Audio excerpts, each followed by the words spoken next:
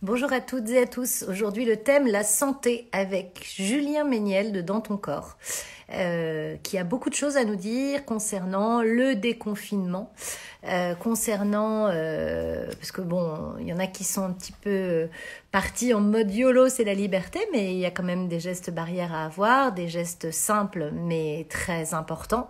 Je vais tout de suite me connecter à lui. Est-ce que vous connaissez sa chaîne Dans ton corps? Déjà, j'espère que vous allez bien, hein, que la santé est bonne. Est-ce que vous connaissez sa chaîne?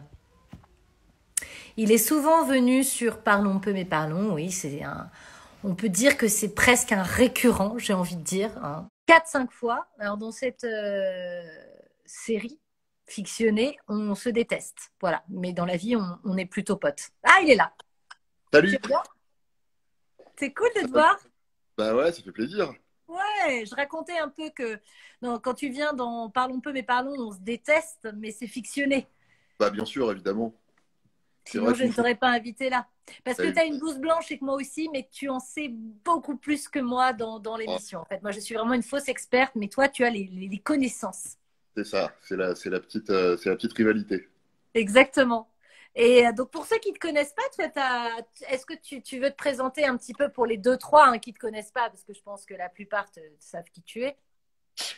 Oui, bah je m'appelle Julien. Je suis infirmier de formation. J'ai été journaliste après, et il y a 4 ans, j'ai lancé une chaîne de sensibilisation à la santé qui s'appelle Dans ton corps. Voilà, et je parle un peu de tout ce qui touche à la santé et au corps humain, vraiment de manière très très large. Et ça, c'est important. Bah Mais, écoute, mais non, mais merci. Merci pour tes vidéos. Moi, je vais régulièrement sur ta chaîne, bah, quasiment à chaque fois que tu sors une vidéo. parfait. Voilà, je ne savais pas si tu savais. Parfois, je mets Mm. un petit commentaire.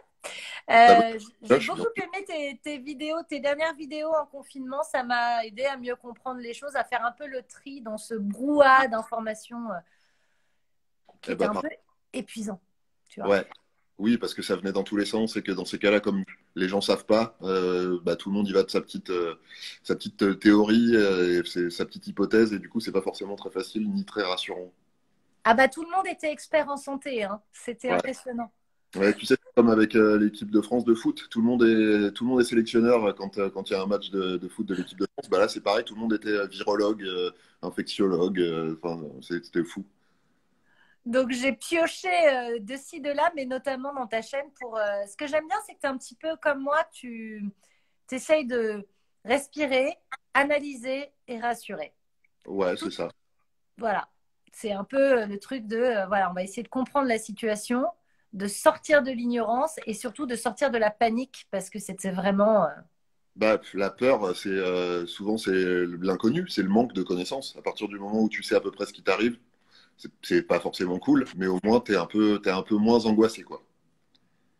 Ce que j'ai bien aimé, c'est que donc tu parlais de l'ignorance et de l'impuissance, qui est un peu ça qui a causé beaucoup de stress autour de nous pendant cette période confinée. Ouais.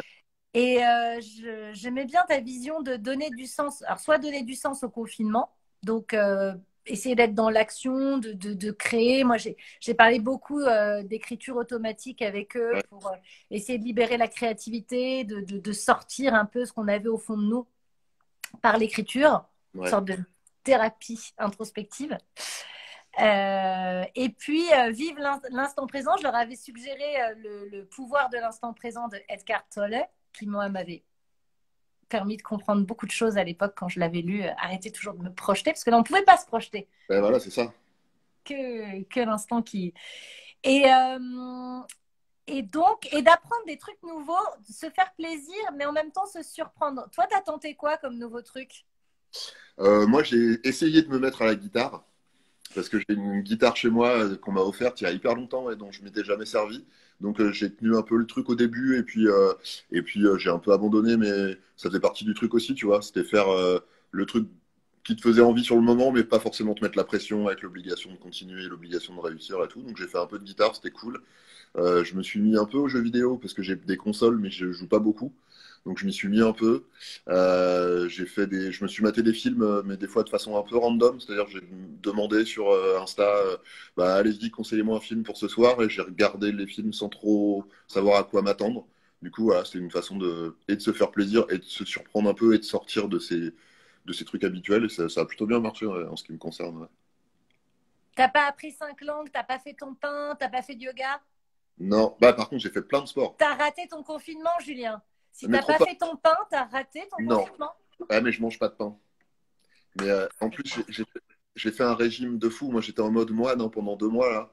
J'ai pas bu une goutte d'alcool. J'ai arrêté la cigarette. J'ai fait un régime hyper strict alimentaire et j'ai fait du sport tous les jours. Physiquement, là, je suis une machine de guerre. Donc, j'ai réussi. J'ai pas fait mon pain, mais j'ai réussi ça au niveau du confinement. Plus En plein de termes de trucs. Brad Pitt dans Fight Club, t'es à quelle échelle? Je suis à juste en dessous de Brad Pitt. Ouais. Mais il me manque ça. C'est la référence, tu sais, c'est ça en Ouais, termes de Brad Pitt, je suis un demi-Brad. Bon, c'est pas ouais, mal, hein, un demi-Brad, on est déjà pas mal. ouais, j'achète. Ouais, donc, bah, écoute, moi j'ai fait pas mal de méditation Ouais, grâce à Cyrus North qui ok. m'a recommandé voilà, d'en faire et puis quelques sites, ça m'a fait énormément de bien. Et j'ai écrit beaucoup, beaucoup, beaucoup et ça m'a détendu le cerveau. Donc, j'étais très détendue, très Ouais. détendue. J'ai fait pas mal de cohérence cardiaque aussi, tu sais, les trucs où tu cales ta respiration sur un son ou et c'est un peu c'est pas de la méditation vraiment, un peu, c'est plus de la relaxation. J'ai fait ça pas mal et j'ai fait des trucs aussi sur des chaînes YouTube de hypnose, sophrologie, etc. Tu sais, où tu écoutes juste la voix de quelqu'un pendant une demi-heure et qui te dit, voilà, vous descendez des marches, vous vous reconnectez à votre enfant intérieur et tout. Bah, trop bien. J'ai fait ça une fois par jour aussi, détendu. Ouais. Chouette, t'as un site à nous recommander? Non, j'ai pris les trucs vraiment pareil, tu vois, un peu au pif. J'ai pas de site en particulier. Je me rappelle même plus du nom des gens. J'aurais dû noter peut-être. Le nom des gens, Michel Ouais. Leclerc. Alors, si ça, si ça coupe, ne vous inquiétez pas, c'est que j'ai oublié de stopper les appels et les gens appellent souvent à cette heure-ci. Mais je vous reprends tout de suite. Là, ça a coupé 2 secondes. Je voulais te parler de déconfinement parce Ouais. que, voilà, le confinement, le virus, finalement, on a tous été chercher à gauche, à droite des infos. Et d'ailleurs, s'il vous manque des infos, n'hésitez pas à aller sur la chaîne de Julien dans ton corps, il l'explique très bien. Je voulais parler du déconfinement parce que, voilà, c'est pas non plus en mode YOLO, c'est la liberté et on va se faire des gros hugs et des câlins. On va y aller progressivement et c'est important de rappeler les gestes barrières, c'est important de rappeler qu'il faut quand même tous se respecter un certain nombre de règles et s'y tenir. Exact. Ouais. Enfin, moi, avant les gestes barrières de façon très pratique, je pense qu'il y a deux, trois principes qui sont pas mal de garder en tête.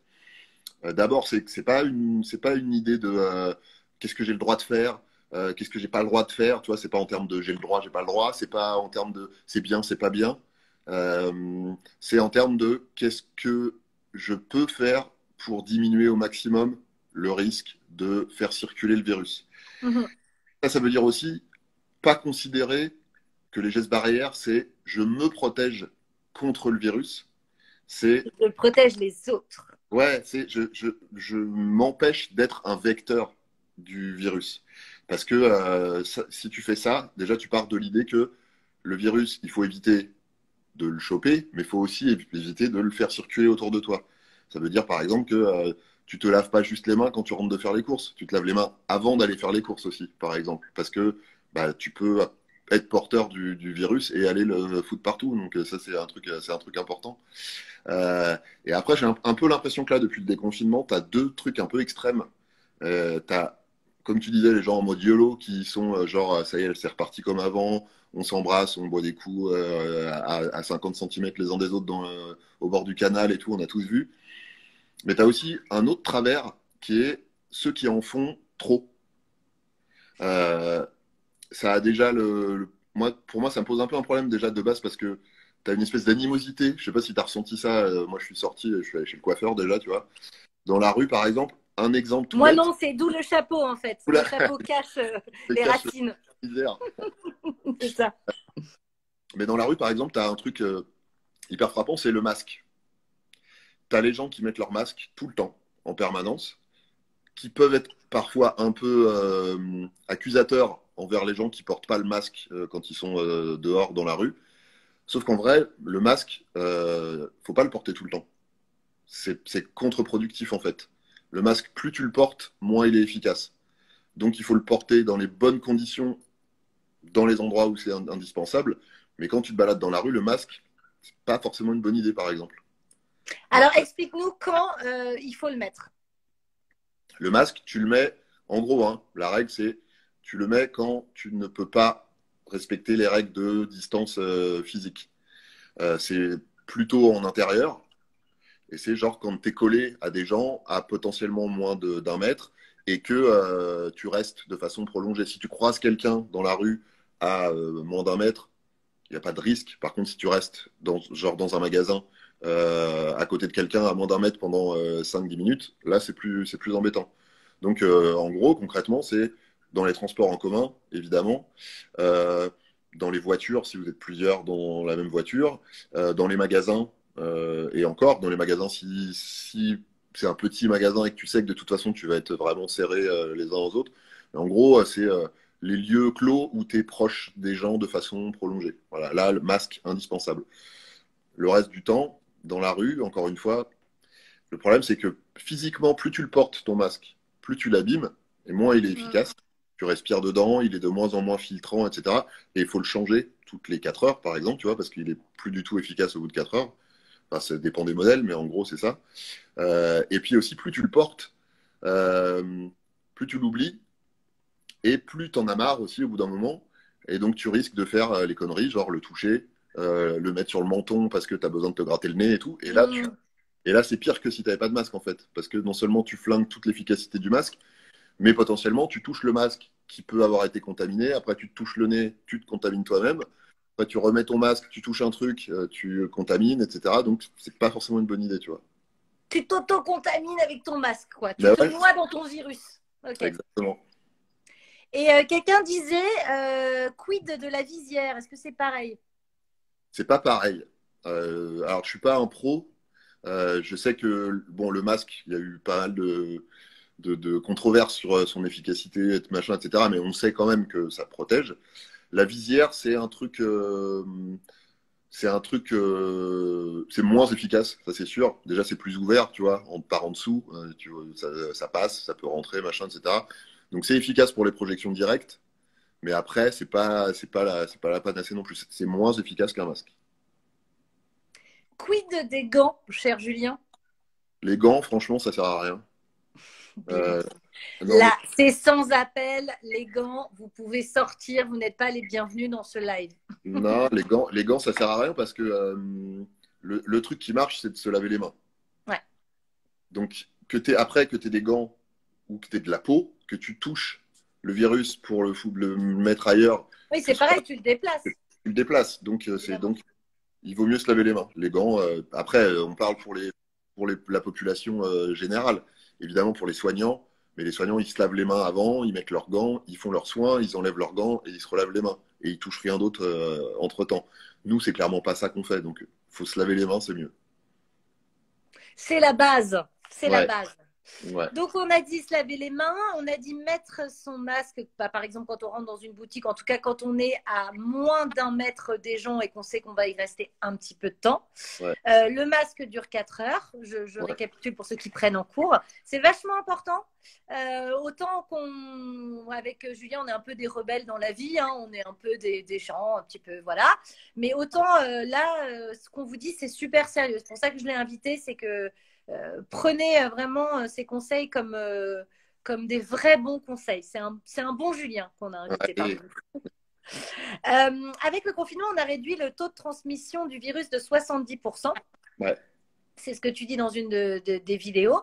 Euh, alors, c'est bien, mais en même temps, qu'est-ce qui se passe du coup? Parce qu'en fait, on n'a pas atteint, on a été que 6%, je crois, à avoir été infectés en France, c'est ça? Ouais. Ouais. Bon, pour un déconfinement serein, il aurait fallu qu'on soit plus de 70%. Ouais. Donc là, on n'est pas serein. Bah, en fait, c'est que le 70%, c'est pour atteindre ce qu'on appelle l'immunité collective. C'est-à-dire se Voilà. dire, il y a tellement de gens qui sont protégés par leurs anticorps que les gens qui sont porteurs du virus, ils vont croiser plein de gens à qui ils vont pas pouvoir refiler le virus. Et du coup, le virus va trop peu circuler pour que l'épidémie continue. Mhm. Ça, on n'y est pas du tout. Et on ne sait pas vraiment dans quelle mesure on pourrait y arriver parce qu'il y a de plus en plus d'interrogations sur notre capacité à vraiment développer des anticorps efficaces et durables. Donc là, il y a un truc qu'il faut quand même accepter. Comme le disait le philosophe, il faut savoir qu'on ne sait rien quand même. On ne sait quand même pas grand-chose sur le virus. Donc il faut être hyper modeste avec tout ça. Bien sûr. L'immunité collective, tu as des pays qui ont fait ce pari-là au début, de dire on fait pas du tout de protection, machin et tout. Dans 2 mois, on sera tous immunisés et tout. Bon, bah, ça n'a pas marché pour l'instant. Donc, ça changera peut-être. Dans un mois, peut-être que ce sera, ce que je te dis là, ce sera complètement caduque. Mais aujourd'hui, voilà, c'est comme ça. Donc, euh, donc là, on est dans un truc de réduction des risques de circulation du virus. On n'a pas D'où les limité. gestes barrières hyper importants. C'est Voilà. ça, ouais, c'est ça. C'est juste, on est obligé de sortir à un moment ou à un autre. Euh, euh, on va pas rester enfermé jusqu'à ce que l'épidémie s'arrête parce qu'on ne sait pas comment elle peut s'arrêter. Donc on est obligé, ce qu'on est en train de faire en ce moment, on est obligé de le faire. Il faut juste le faire le mieux possible pour faire baisser le risque au maximum. Dans les gestes barrières, on a oublié, bon, tousser, éternuer dans son coude, hein, le fameux dab du coude. C'est On ça. se dit que le dab, ça va remplacer la bise. Je pense que ça va revenir au goût du jour, forcément. La bise, c'est fini, hein, on est d'accord, c'est fini. On est J'entends tous de plus. soulagés de ça. Hein, ça nous a enlevé un poids, on est bien d'accord. Je suis pas, je suis pas traumatisé par la bise, mais j'ai pas mal de copines, plutôt des filles, qui me disent que elles, c'est leur cas, et je veux bien comprendre, imaginer pourquoi. Donc, si on se débarrasse de la bise, on se débarrasse de la bise, c'est pas un souci. Moi, ça ne me dérangeait pas quand j'aime les gens, mais ce qui me Ouais, gênait, c'est les gens que je ne connais pas qui se collaient à ma joue alors qu'on n'avait pas encore sympathisé. Ça m'était vraiment désagréable. Et ouais, j'osais pas le dire parce que c'était mal vu que de le dire. Ça faisait extrêmement impoli. ouais, je comprends, ouais. Utiliser des mouchoirs en papier et les jeter après. Ouais, ça c'est un vrai truc, hein. D'ailleurs, l'élimination des déchets, parce que c'est pareil avec les masques ou les gants, puisqu'il y a quand même des gens qui mettent les gants. Dans la rue, par terre, tu vois des masques, tu vois des gants, machin et tout. Bon, bah, c'est dégueulasse, quoi. Déjà, c'est pas écolo, mais en plus, bah, c'est potentiellement un truc infecté que tu laisses traîner dans la rue, c'est pas cool. Donc, faut jeter ça dans des poubelles. Faut pas mettre son masque ni ses mouchoirs dans sa poche. Quand tu t'en es servi et que t'en as plus besoin, tu les jettes tout de suite, quoi. Alors, tu parles dans une de tes vidéos qu'il y a deux types de tests.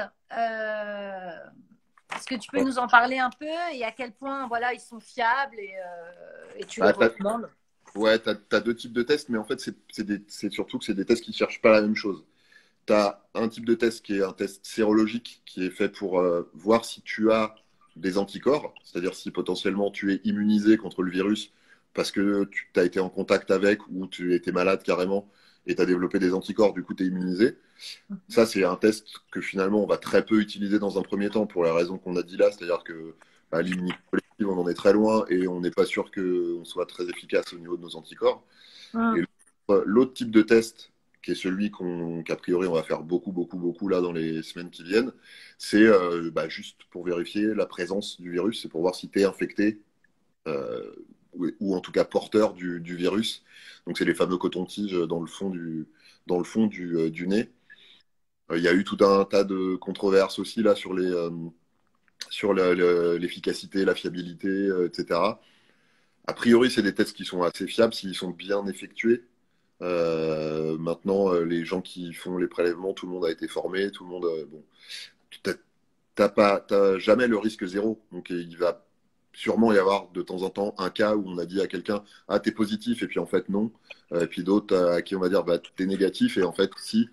Du coup, bah, probablement que quand il y a un doute, il faudra refaire les tests plusieurs fois. Mais en gros, faut être raisonnablement confiant dans ces tests-là. Est-ce que toi, tu remettrais tes enfants à l'école ou pas? Moi, oui, je les remettrai. Il a été question. Enfin, moi, mes enfants, ils sont grands, hein. Ils sont au C'est collège, vrai. donc ils sont pas concernés par la reprise pour l'instant. Mais bah, pour ma fille, par exemple, qui est au collège, jusqu'à quelques jours, semaines avant le déconfinement, on pensait qu'elle allait reprendre, bah, elle y serait allée. Ouais. Moi, j'ai pas de, je suis je suis un bon soldat. Moi, si on me dit allez-y, ils y retournent, bah, ils y retournent.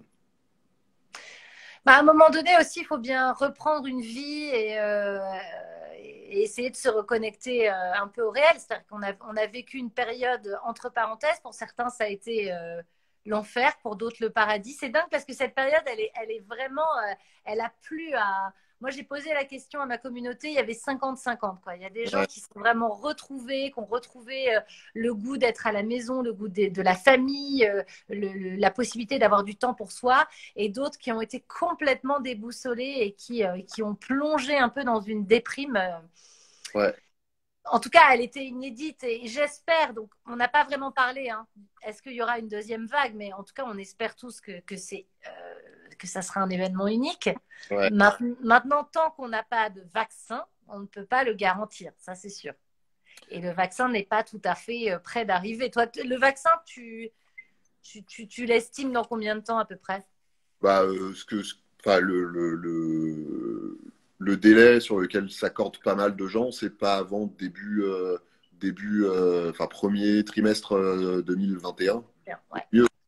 En général, dans ce genre d'épidémie-là, tu trouves le virus, tu trouves le vaccin une fois que c'est fini, quoi. Euh, voilà. En vrai, tant mieux. Si c'est comme ça que ça se passe, tant mieux. On aura le vaccin si ça revient un jour, mais si c'est fini avant, tant mieux.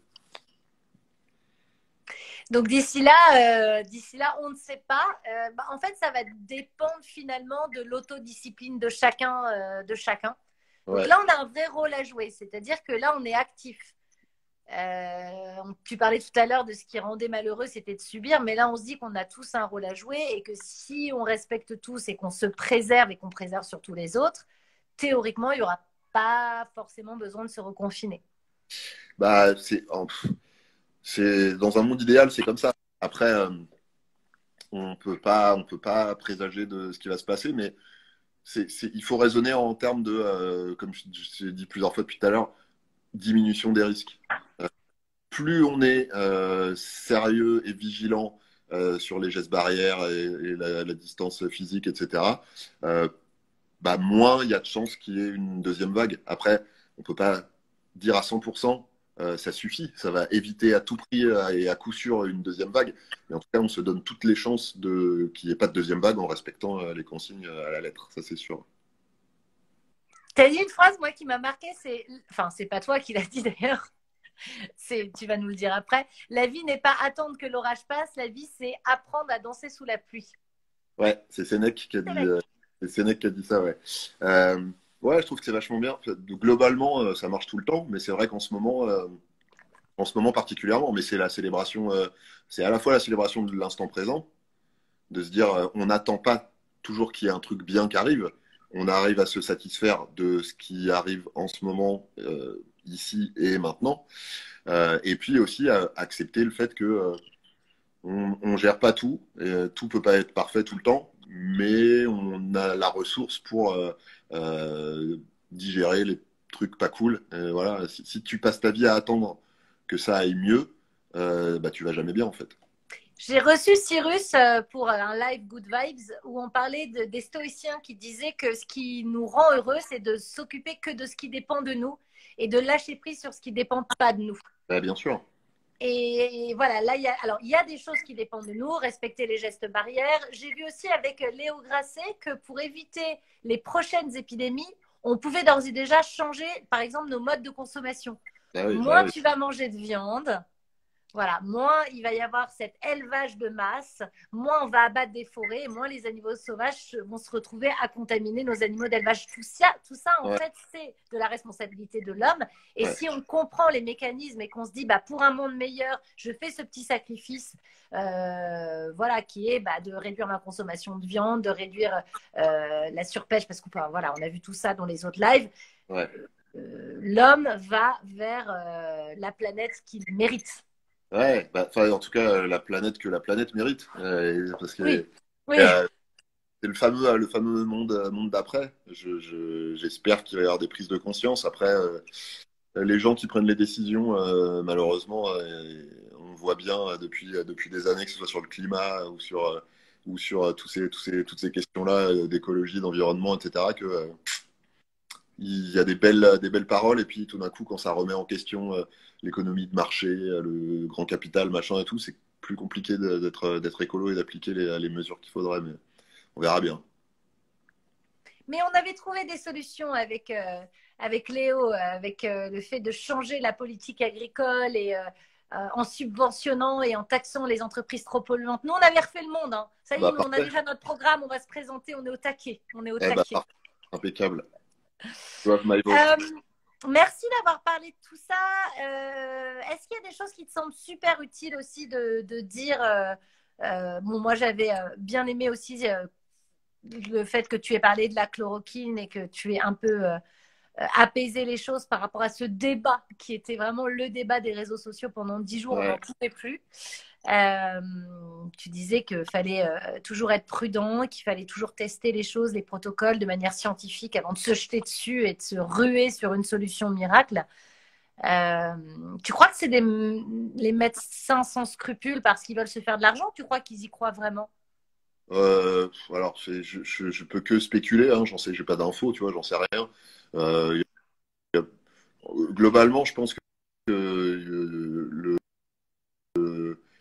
le professeur, puisque c'est quand même de lui qui s'est beaucoup agi, est convaincu de son truc.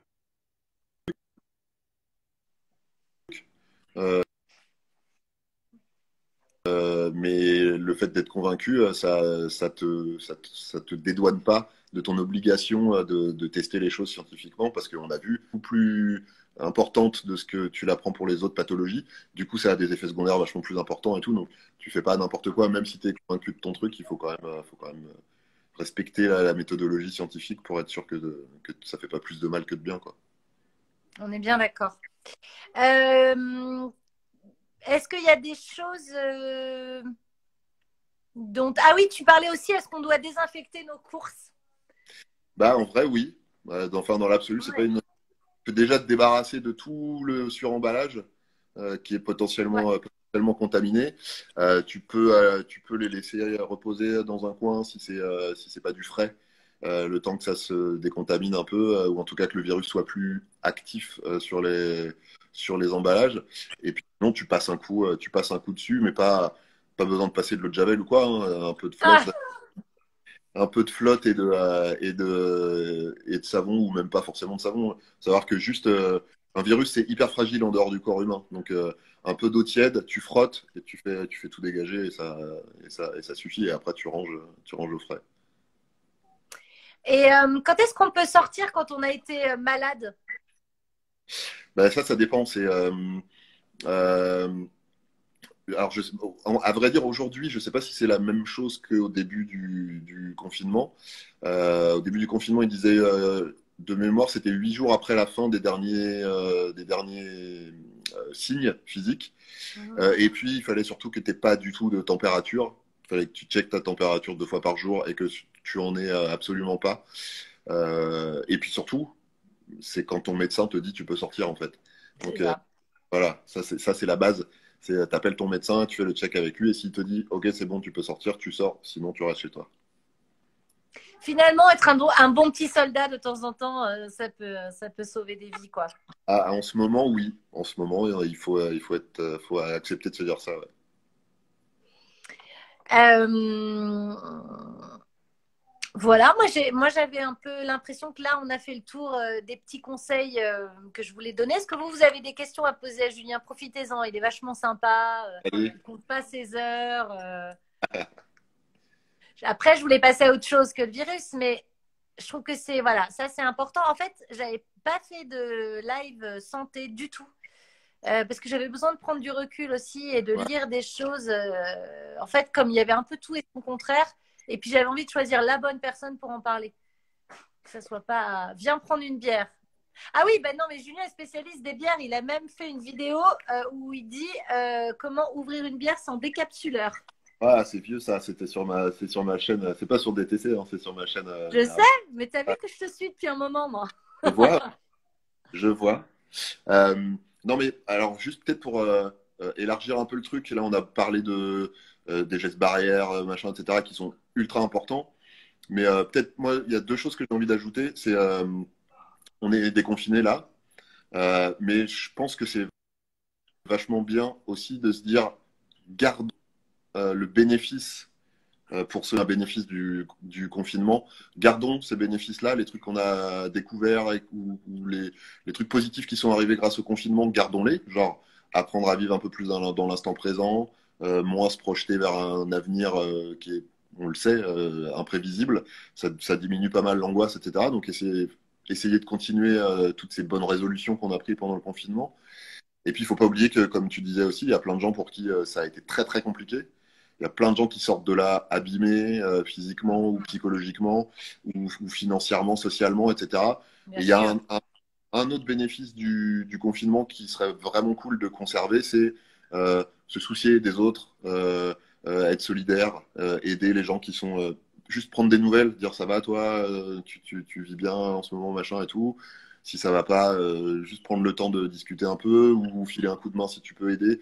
Je trouve qu'il y a eu des beaux élans de solidarité et d'entraide pendant le confinement. Si on peut garder ça pendant, ouais, j'allais dire quelques mois, mais si on peut garder ça pendant toute la vie, c'est cool aussi. C'est exactement ce qui s'est passé. En fait, je pense qu'on n'a jamais été autant en contact les uns avec les autres. J'ai jamais pris autant de nouvelles de mes amis, Bah ouais, de ma grand-mère en EHPAD qui avait Skype. C'est trop mignon. Le personnel de l'EHPAD faisait le tour des chambres avec Skype. ah, Et c'est donc, trop on bien. avait un horaire, on s'inscrivait, tu vois, sur un horaire précis. On pouvait la voir quasiment tous les jours. Ah, trop chouette. Euh, et ça, c'est un truc qu'ils ils ont même pas pensé à le faire avant le confinement, parce que ça prend du temps, hein, je comprends, c'est un truc à mettre en place. Mais en soi, ça, je leur ai dit, s'il vous plaît, gardez-le, parce qu'en fait, on la voit pas tout le temps, elle est en Auvergne. Ouais, Et qu'on puisse au moins la voir 2, 3 fois par semaine, c'est absolument génial. ah, c'est trop chouette. Pareil, Ouais. les apéro time, c'est un truc bête, mais j'habite 7 depuis un an. Mais mes amis me manquaient, j'ai pas pensé une seule fois à aller sur l'appli. Ouais. Mais au final, j'aurais pu passer mes samedis soirs avec mes potes parisiens, quoi. Bah oui, non, mais tu vois, tout ce genre de trucs-là, c'est des trucs à garder, c'est des bonnes habitudes. Et puis, bon, alors le personnel soignant, tu sais, nous, on a fait des vidéos qui étaient destinées, en fait, les fonds YouTube étaient reversés à Merci Soignant. Ouais, Et j'ai trouvé ça important aussi que bah, y a un sens aussi à ce que les artistes aident, participent par leur création, etc., à aider les soignants. J'ai lu un article intéressant aujourd'hui, je voulais t'en parler. C'est un médecin, j'ai oublié le nom, qui disait, moi, j'arrête d'applaudir. Non pas parce que c'est pas formidable ce qu'ils font, mais à un moment donné, comme j'en fais partie, je vais vous expliquer ce que je ressens. Je suis un peu gênée parce qu'on n'est pas spécialement des héros, on fait notre métier. Et il faut trouver un juste milieu maintenant entre nous oublier ou nous applaudir. C'est juste nous considérer, c'est juste nous payer. ouais, mais c'est ça. De faire en sorte qu'on ait les moyens de faire notre travail. Mais à partir d'un moment, il faut que vous compreniez qu'en fait, on fait notre travail. Quoi. On travaille et c'est notre vocation. Quoi. Ouais, ouais, mais c'est un truc qui fait du mal aux soignants depuis toujours. Le côté super-héros. Un super-héros, tu vois, Superman ou Batman ou Catwoman, tu lui donnes pas de thunes. Tu te dis, bah, c'est normal, c'est des héros. C'est leur mission de se sacrifier pour les autres, machin et tout. Bah non, c'est pas des héros, c'est des soignants en fait. C'est des gens, c'est leur métier. Faut leur donner les moyens de le faire dans les bonnes conditions et il faut les payer suffisamment à la hauteur du service qu'ils rendent et pas à la hauteur du profit qu'ils génèrent. Euh, Ça rapporte pas d'argent, ça coûte de l'argent la santé, mais ça sauve la vie des gens, quoi. Et Ouais. on s'est rendu compte pendant le confinement euh, qui sont les gens qui sont vraiment indispensables dans ce genre de situation-là. On parle des soignants, mais il y a le personnel d'hygiène, Les les agriculteurs, les livreurs, caissiers, les caissières, tout ça, c'est des gens. On les voit pas d'habitude, mais s'ils n'avaient pas été là, bah, on serait tous morts en fait. complètement. Donc, c'est essayer de pas passer forcément d'un extrême à l'autre et maintenant de se poser et de se dire, OK, ça a été une période où c'était peut-être un exutoire aussi d'applaudir. C'était galvanisant. C'était Ouais, aussi, ouais. je pense, une forme de connexion sociale avec tes voisins. Il y Ouais, avait aussi ça. Il y avait aussi quelque chose de l'ordre de on est tous ensemble, on est un. Mais maintenant, c'est de se dire, bah, ne pas oublier et de prendre les mesures. Et ça, c'est au niveau de l'État pour rehausser les salaires, améliorer les conditions pour eux, mais aussi pour les profs, hein, pour toute la bien fonction sûr. publique qu'on a délaissée depuis trop d'années maintenant. Ouais. Bah oui, oui. Bah, encore une fois, le Donc, monde d'après, on attend de voir. le monde après. Mais donc, voilà, elle disait, voilà pourquoi j'ai arrêté d'applaudir. Et ce titre m'a interpellée et je me suis dit, Ouais. tiens, je vais lire l'article et j'ai trouvé ça intéressant. Euh, Toi, tu dois avoir pas mal de potes infirmiers en plus. Ça, Ah bah, comment... voilà. Ouais. Il y a- la mère de mes enfants, elle est infirmière. On a fait nos études ensemble. C'est un collègue qui sont restés des amis, du coup, qui bossent. Ouais, j'ai une copine Ah, qui tu bosse. bugs, cher Julien. Tu bugs. Tu bugs.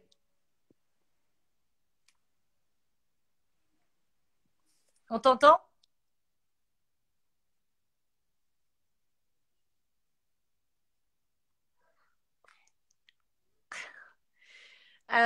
Tu veux pas te déplacer? Ça bug? Mince. Ah là là, bon, on va finir le live comme ça. C'est si dommage. Si dommage. Je te rappelle